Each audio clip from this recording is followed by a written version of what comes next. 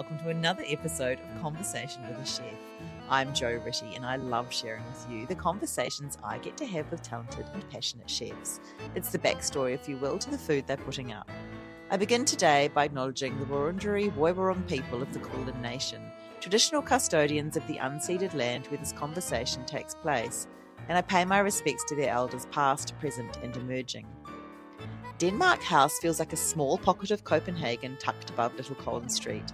Light pours through the large black-framed windows, Danish drifts across the room, and Raj Shrestha looks completely at home. After spending almost 15 years in Denmark, he's found a place in Melbourne where that part of his life still feels close. Raj is deeply passionate about being a chef, but there's nothing showy about him. He speaks beautifully about learning, leadership, and the responsibility of looking after people, whether they're working beside him or walking through the restaurant door. We talked about growing up in Nepal, discovering himself in Copenhagen, and now his new life in Melbourne. I especially loved the way Raj spoke about energy and the importance of noticing how people are feeling before the first ticket even comes in. Denmark House is currently serving Raj's lunch menu from Monday to Saturday. Later in September, an evening menu will launch, showcasing his passion for seasonal Danish cooking through dishes inspired by the modern Copenhagen bistro movement. So Raj, it's so nice to meet you and talk to you, and I've never been here before, and it does feel like a little pocket of Denmark in the middle of Melbourne. How amazing. It is. It's like small Denmark, we say it over here in Denmark, like Denmark House. Yeah. And I represent, like, I think for me, it carries a lot of values. As soon as I moved here, then I was like, okay, missing Denmark, like, really much. I lived my, around 14, 15 years in Denmark.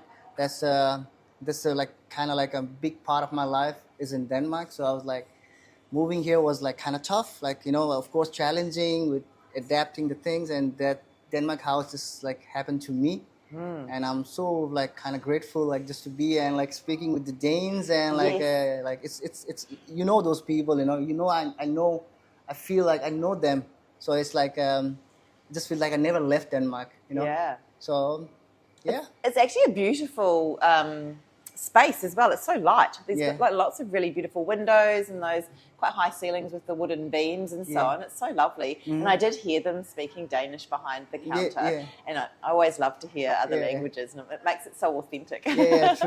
True.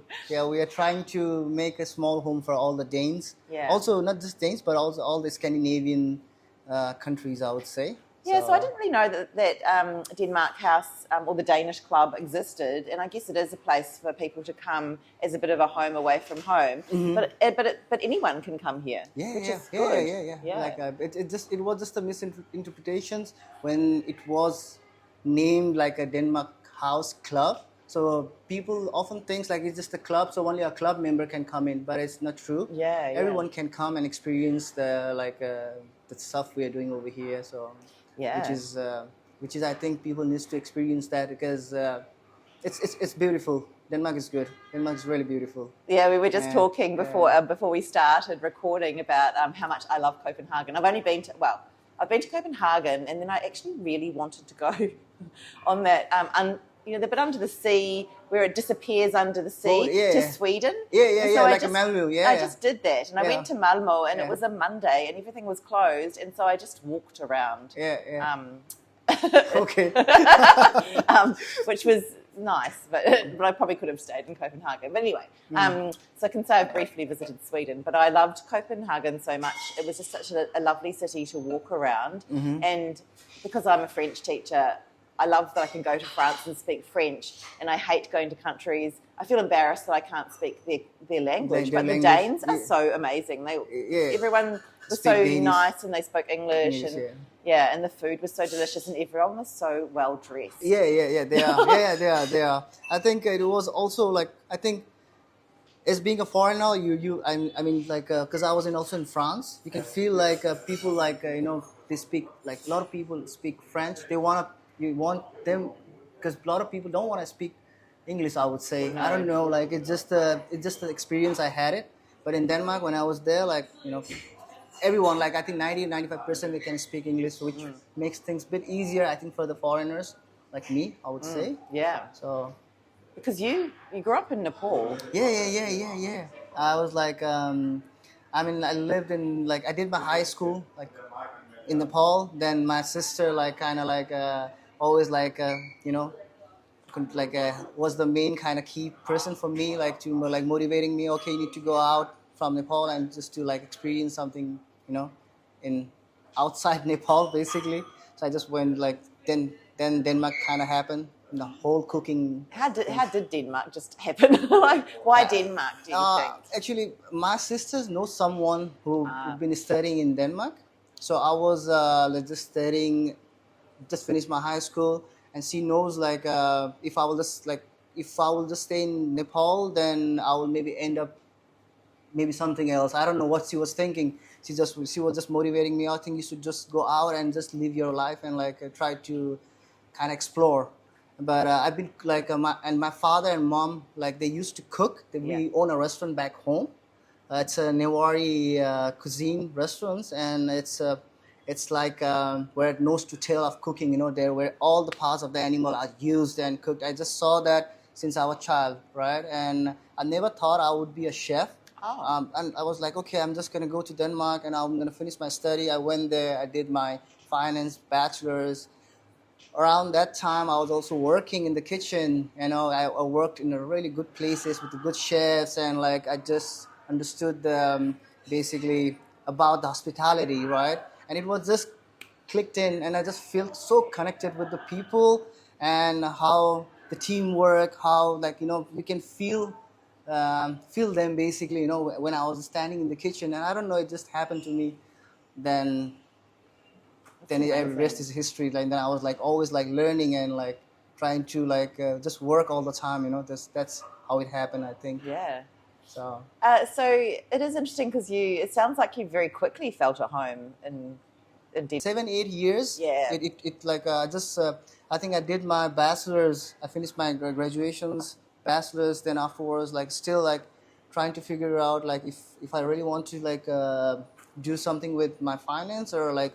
Or I'm just gonna wanna do something in the kitchen. That's how it happened, and then I just got a privilege to work in 108. It's like Noma's baby sisters venues. Yes. So I got the stars on that. Then afterwards, like the luxury hotel Sanctuary, and it just keep on coming. You know. Then I just got the opportunity from a good restaurant to a good bakery. From there, from big good bakery to the good like what do you call it? Again the restaurant. So I was like. Keep on like the hunger was still like going on, you know, it was growing and growing, and I was like, okay, I'm gonna learn.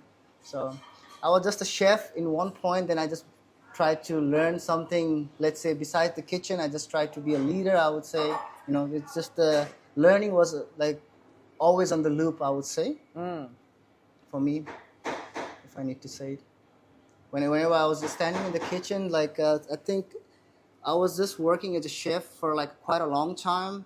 Then I was like, okay, I don't know anything about the bakery, and I was always interested. Then I was just writing people like Coffee Collective, like it's one of the good bakery in Denmark. Andersen Mela, that's also a good bakery in Denmark. I tried to write them. I can come there and work for free for you guys. You know, I want to learn this. But I was already like a chef, like as a sous chef, who was like doing a good service and getting a good money for that and so on, right? But I was like, okay, I need to learn this because at that time I just felt like, okay, I don't know anything about the sourdough, nothing about the fermentation, nothing about, you know. Then I was like, okay, I need to learn this. Then I just wrote them, went there, and I used to do my like a full shift on as a sous chef on one place, and also work around like my maybe 20-30 hours for them, you know. So I was just like really hungry in that point of time. I think that's how it happened, and I think I'm happy that I did choose that profession. Yeah. And I'm just really thankful. I think like I just when I talk about the food culture, to hospitality, to serve people, it just comes like, you know, I just get it's just emotion for me, you know. It's just emotion, I think. Amazing. Yeah, I think it's just like right. As soon as the guest enters the building, the restaurant, I just feel like if we are not giving our time, let's say 1% to them, then we are losing 1% of them, you know. So that's how it kind of like deeply affect me, I think, which is also nice that I can be happy. Oh, absolutely. So that's right. And do you think when you first started, well, I mean, you arrived in Denmark and it would have been very different culturally. A lot. What surprised you the most when you arrived? Uh, uh, when I just moved there, it was like small, like a country place, like a Okay. Coling, where I need to walk from there was no like a kind of like a proper train stations, I would say. I mean, of course there was, but like everyone was walking nearby. So it was like for me, I was expecting when I was like going out of Nepal, I was expecting a tall buildings and like Melbourne. But when I was there, like I was like, is this a country like the place looks like a village or something like that. And it was like the cultural difference was high because a lot of people in that area was like a lot of old people, so they don't speak English in that time, right?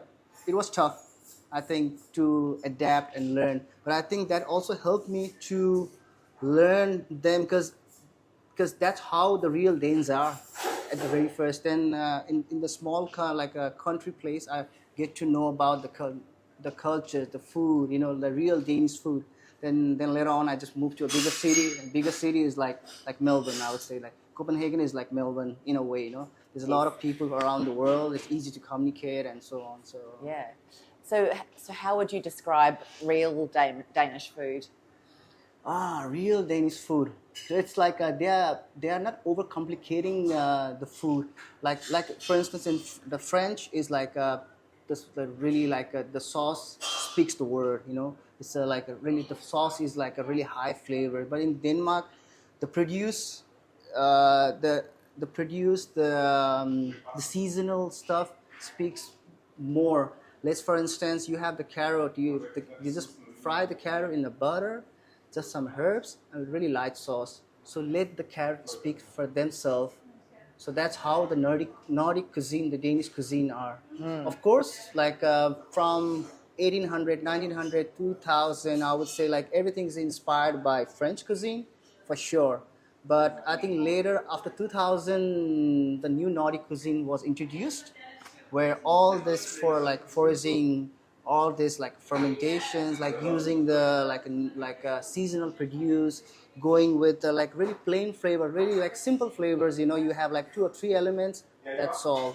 I think that's Denmark, I would say. I Yeah. think that's how I understood now, like being a chef. At that point of a time, when I was just starting, I used to think, okay, this cuisine, or you have like one protein, like one good steak, one good rich sauce, and some pickles. That's the cuisine. I was thinking that, but apparently that's not the point.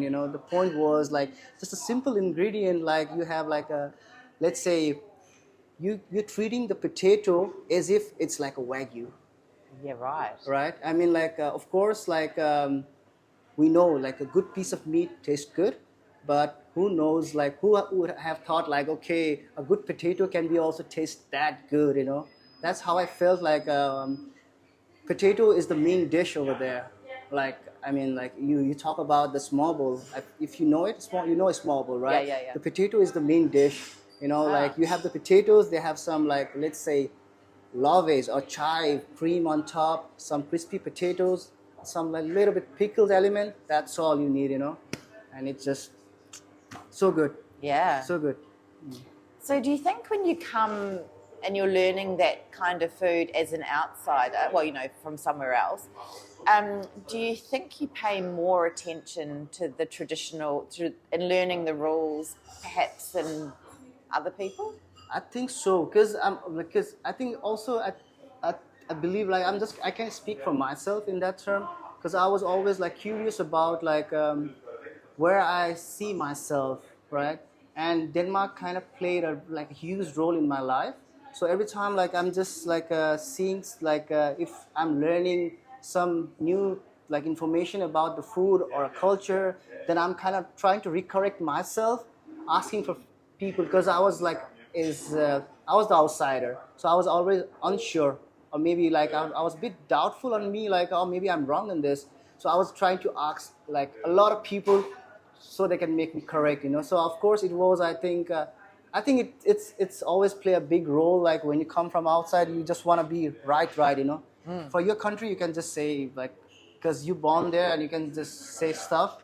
which might not be true, but like, but coming from outside, I can't just say that, I need to learn that thing. And now coming to Melbourne, I need to be really careful what I want to sell, let's say in Denmark house. Yeah. So it's super important for me, like, to know the real thing, I would say.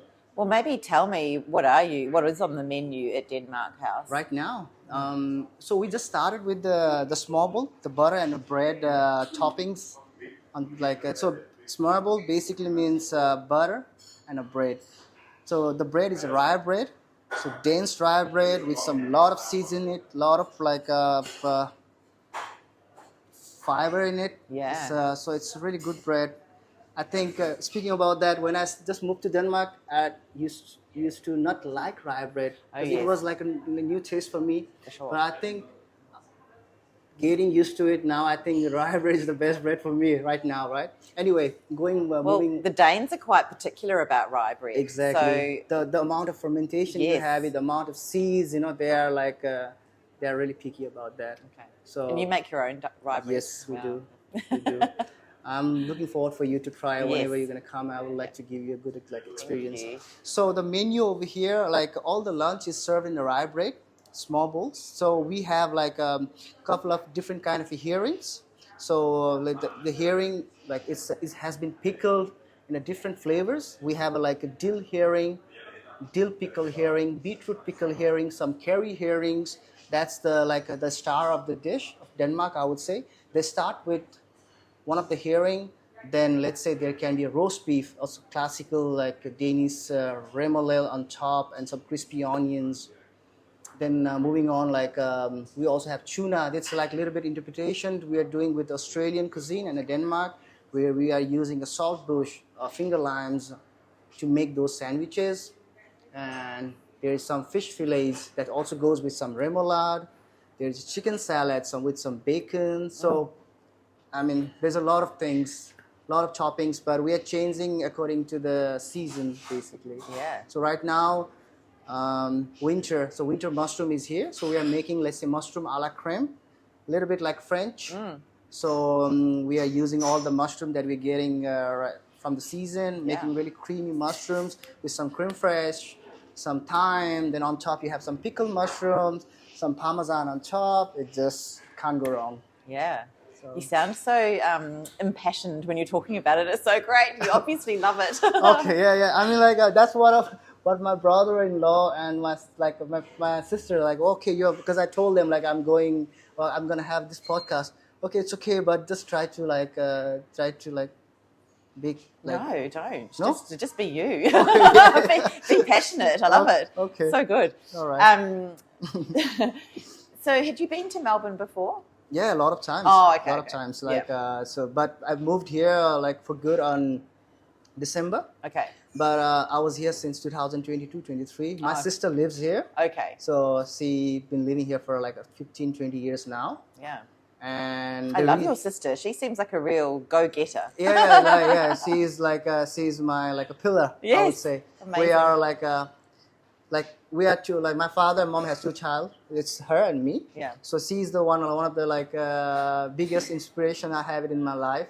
So and I'm so so privileged to have her. Yeah. Anyway, and I moved here because of my fiance. Oh. So when I was here in 2023, I think it's 23, yeah, I met her here. So then we had the long distance relationship. I was in Denmark. We tried to talk and try to keep that relation going. Then we agreed okay, we're gonna meet each other once in a while and so on. We did that. Then I just take her to Denmark.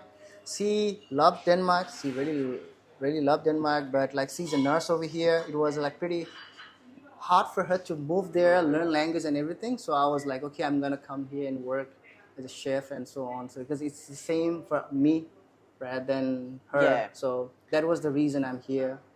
Lucky Melbourne. We're glad to have you. Yeah, hopefully, yeah. Hopefully I can make some, not changes, but give the Australian or Melbourneian something that I learned from Denmark. Yeah. Yeah. So you spoke before about the Newari cuisine that your parents cooked in Nepal, and it's nose to tail. Are there any similarities? Because it sounds like that's maybe concentrating really on using the whole animal and being seasonal as well. Yeah, I mean, I wouldn't say like there will be a lot of similarities, but when we say like nose to tail, of course, I think the pioneer of this cuisine will be the French cuisine.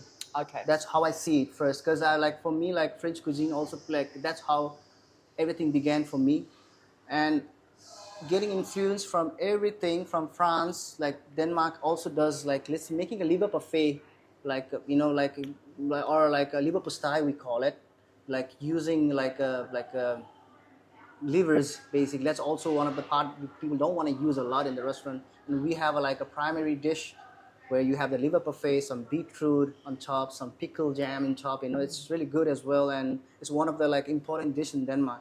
Yeah. So of course I think nose to tail means like respecting your produce and using everything, like not making anything goes on a waste. Yes. So that's also I think that gives the new Nordic cuisine a little bit more, I think, hype or the meaning. So you worked your way up and you were working for the Noma's Little Sister restaurant. Actually, I haven't worked there a lot. I just went there and did the stage. But at that point of time, I was already like already had like I think 8 or 10 years experience in the kitchen. So I was like I used to think I was really good. Okay. Yeah, I worked in a really good places. Yeah. And we used to work hard, and I was like, okay, I can do it. I can work. I used to think that, but going to 108 was a humbling experience for me. Yeah. So I was thinking, I can work. I'm the good, I'm the best, or maybe a little bit arrogant. I'm the good.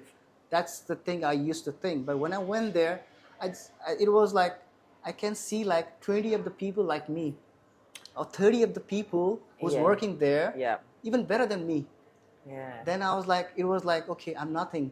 I'm like, I need to grow more. I need to learn more. It was like, that was like a really good experience I had. It like I used to think like, okay, I know a lot, but as soon as I went there to see the people how they work, and I was like, okay, I need to learn a lot of things from them. That's the experience I think kind of brought me in. Yeah. Then my whole way of cooking, the way of thinking about the cooking, what changed. And afterwards, then I was like, okay, then everything started like going on a bakery. Okay, I need to learn bakery. I see, yep. That's how everything like started for me, I think. How long was the stage? I think 3 months. Yeah, okay, that's a good amount of time. Yeah. And so then you went and did bakery. Yeah, no. Yeah. Then I was like then I was like in a place called Mulers. A lot of places I went. Then St. Petri. Then a place called Coma. It's also French restaurants. I was there for a year, and that time I just started, okay, I'm going to do the bakery, I think in 2022 or around there. Then I did the bakery a little bit for a year. Then I got an opportunity to work, to be a head chef at a place called Feed Bistro. And it's one of the top-rated bistros in Copenhagen. I highly recommend if you go there, you will have a different experience. Yeah. It's the staple dish is like beef Wellington. We're doing there. So I got to lead a team of 15 in the kitchen. In total, we were like 30 people running the service, doing I think 400 packs on the weekend. So it's like a busy service, doing a casual fine dining, right? It was like a really like a high expectation place. So wow. That's I think for my career when I need to think everything, I think Feed Bistro kind of gave me learning in Noma's baby sister, going around the restaurant. Feed Bistro is just made me a leader, I think, not just a chef. It helped me to progress to be a leader, I would say. Yeah, and what does being a leader in a kitchen mean to you? It's just leader means to know the energies, I think, energy of the people. If I'm working with 12 people, then I need to feel the energy, because I'm giving them the stations. Let's say that we have 6 different stations, hot, lot, or whatever, right? And I need to feel them. Maybe they are having a bad day, right? And I'm having a briefing with them in the morning. I can feel them. This person has went through something. I think the first thing is the energy. Then when we know okay, this person is good, that's fine, he can do it. If it's bad, then I need to mentally work my way around, and also like at the same time think how I can make him work or like help him to get the service done or something like that. So it was like I think more stressful in that terms. Yeah. Yeah, but I think I did well in that thing because we used to have like I think 4 or 5 briefing, like 2 or 3 with the front of the house and the chefs also having a because it's a big kitchen team, and you need to have those small communications, you know. So I think it was a good experience.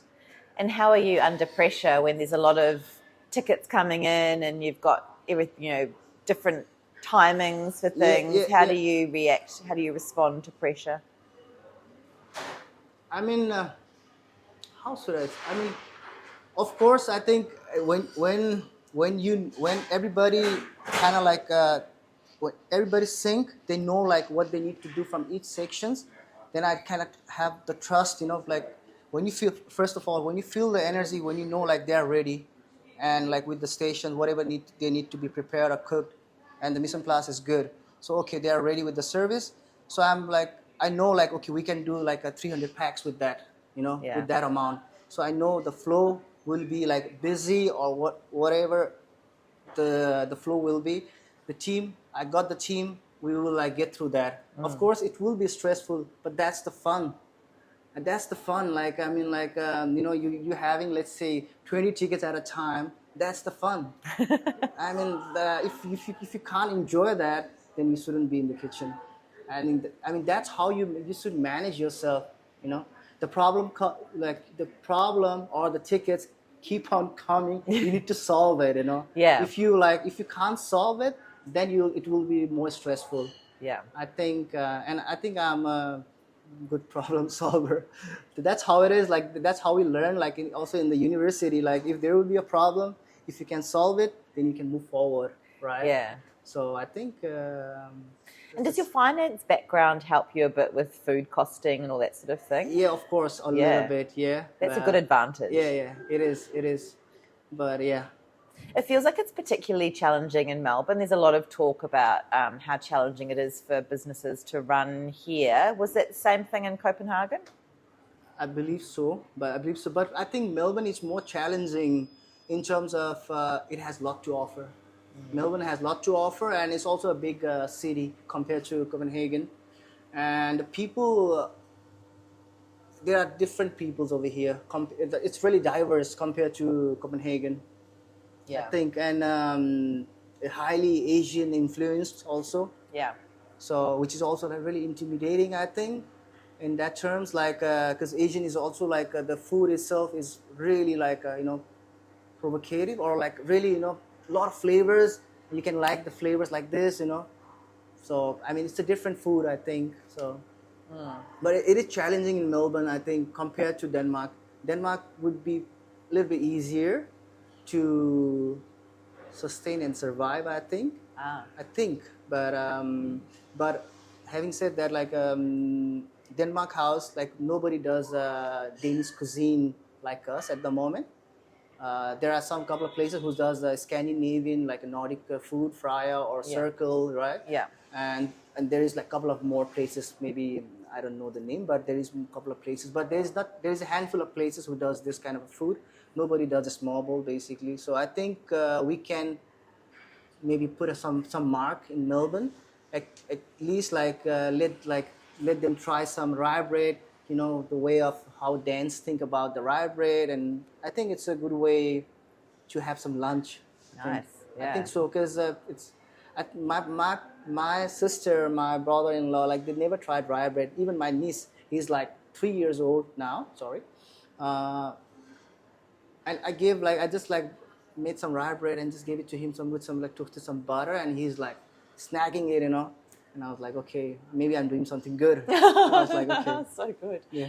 So with all that in mind, you've had lots of different experiences. What would your advice be to a young person starting out as a chef? Starting out, I think just be humble. Just be humble and try to learn. I think that's what I learned from my father. You just work hard and don't think about the result itself. I think at the very end of the day, it will come to you. That's how it happened to me, you know. I was always like working hard, and I was thinking about like what I can do good to my craft. Then then I always get the like, you know, the result, or what do you call that, result maybe back, you know. So I think you're gonna get whatever you wanted, but you just need to keep on working and like be like truthful to your craft, I think. That's Great. what I always think. I mean, even now, like, okay, I don't like, people maybe think about like when they think about work, they think like, okay, I need to come and work and earn money. Of course, that's the one point. But if I need to be happy, you know, and I think like being in the restaurant business and doing something for the kitchen team, for the restaurants, for myself, it's just like a really humbling and really good experience, I think. Perfect. Thank you so much, Raj. Yeah. Thank you so much for listening to this episode of Conversation with a Chef with Raj Shrestha at Denmark House. You can check out all the goodness on Instagram at Denmark House, or better still, head up to the 3rd floor on Little Collins Street to experience it for yourself. If you'd like to hear more stories from other chefs, I'm also on Instagram at Conversation with a Chef. You can read this chat online at www.conversationwithachef.com, and of course you can follow me on Apple and Spotify podcasts. I would absolutely love it to be told a friend about my chats. I still think it's the best way to get these delicious stories out into the world. Once again, thank you so much for listening. Have a great day and bon appétit.